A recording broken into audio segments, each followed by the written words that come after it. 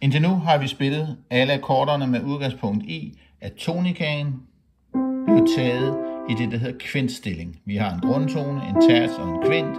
Når kvinten ligger øverst i akkorden, det vil sige altså som den lyseste tone, så siger vi, at akkorden er i kvintstilling.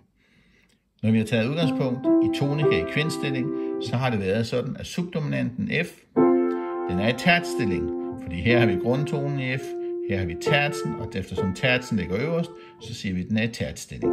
Og dominanten, den har ligget sådan her, med grundtonen G, eller oktaven kunne vi også kalde den, øverst, så den siger vi er i oktavstilling. Når vi kan alle akkorderne,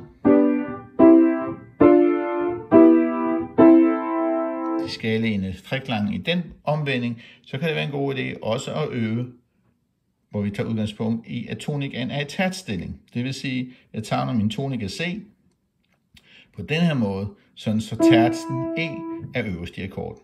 Grundprincippet er stadig det samme, at jeg kan tage min tonika med første, anden, fjerde finger. Jeg kan lade de her tre toner ligge fast. Den dækker 2, og den dækker 2.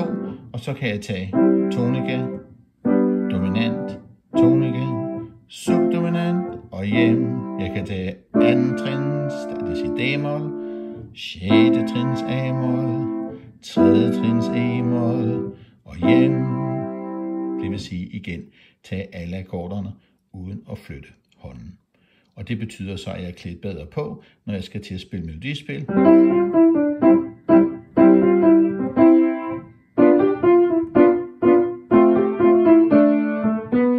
Så kan jeg begynde ligesom at flytte rundt og hele tiden finde en god position, hvor jeg både kan snuppe noget melodi oppe i toppen af hånden heroppe, og samtidig med at jeg danner nogle akkorder hernede.